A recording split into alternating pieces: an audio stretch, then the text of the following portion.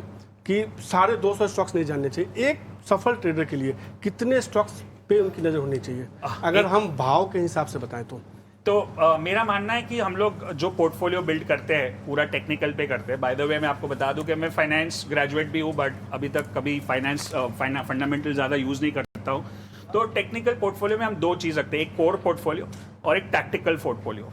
Core मतलब एक थोड़ा सा लॉन्ग टर्म होता है, जैसे 1 साल 2 साल 3 साल तक। उसमें मैं 20 से 25 स्टॉक के ऊपर कभी नहीं जाता हूँ। 25 स्टॉक इज द कैप। अगर मुझे ऐड भी करना है तो मैं उसी स्टॉक में ऐड करूंगा, लेकिन ज़्यादा स्टॉक नहीं करूंगा। और एक होता है टैक्टिकल पोर्टफोलियो। टैक्टिकल मतलब मुझे शॉर्ट टर्म ट्रेडिंग करना है, मीडियम टर्म ट्रेडिंग करना है, नॉट इंट्राडे बट कुछ दिनों के लिए, कुछ हफ्तों के लिए। तो उसमें मैं खाली 5 से 7 स्टॉक को ट्रेड करता हूँ, जो ज़्यादातर कभी कभी डेरिवेटिव्स में भी होते हैं, फ्यूचर्स में और ऑप्शंस में। तो टोटल मोटा मोटा आप बताओगे 25 और 5 या 7 32 स्टॉक के ऊपर नहीं जाता है। तुम्हारे दर्शकों को ये जानना बहुत जरूरी है कि भाव के हिसाब से विशाल का सीधे तौर पे कहना है कि 30 स्टॉक्स के ही आसपास आप रहिए।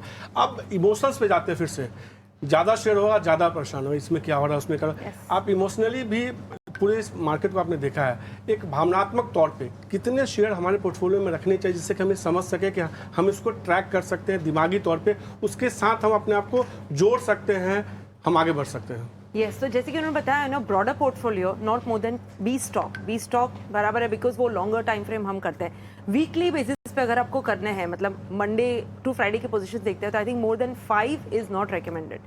पूरे हफ्ते में आप 5 स्टॉक को कंटिन्यूसली जैसे कि उन्होंने बताया, उसमें ही पोजीशंस ऐड करनी है, उसमें कहाँ सब्ट्रैक्ट करनी है, तो आप परफेक्ट क्लैरिटी और कंपीटेंस के साथ उसे एक क्वेश्चन इसी से इनफैक्ट फॉलो अप, मेघना, कई बार ना, इनफैक्ट विशाल आप भी, कई बार जिंक्स होता है लोगों के लिए। लोग कहते हैं कि मेरे लिए हीरो मोटोकॉर्प जिंक्स है या मेरे लिए ऑटो सेक्टर जिंक्स, मैं ऐसा कई बार रिलेट करती थी।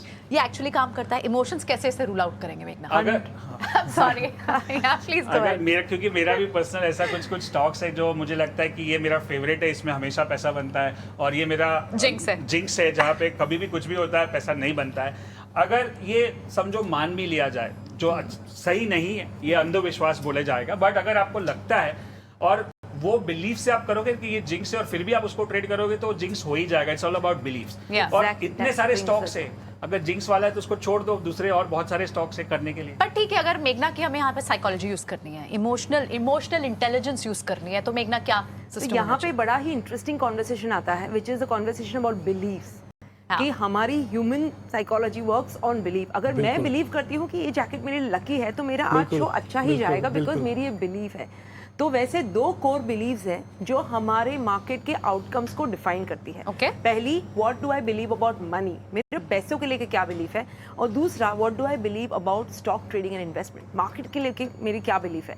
I was a corporate lawyer turned into a stock trader. The 2 belief with which I entered the market was, number 1, पैसा कमाने के लिए बड़ी मेहनत करनी पड़ती है, आसान पैसा आता है तो आसानी से जाता है। दूसरी बिलीफ, स्टॉक मार्केट एक सट्टा है, यहाँ पे कोई पैसा नहीं बनाता।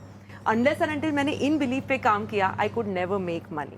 Actually to put it right way, correct me if I am wrong, ये जितनी भी टेक्निकल नॉलेज और गेन है, ये अपर लेयर है। डीप लेयर जब तक काम नहीं करेंगे, यानी साइकोलॉजिकली अपने माइंडसेट को चेंज नहीं करेंगे, आप पैसा कमा ही नहीं पाएंगे। और यही सोच जो है ना, हमें बदलने की कोशिश है स्वदेश की। शेयर बाजार कोई सट्टा बाजार नहीं है। यहाँ बड़े लोगों ने कम पैसे से बहुत पैसे बनाए, ट्रेड करके बनाया। जैसा कि अभी कहा भी विशाल ने कि आप आइए और फटाफट ये मत सोचिए कि पैसा बनने वाला है।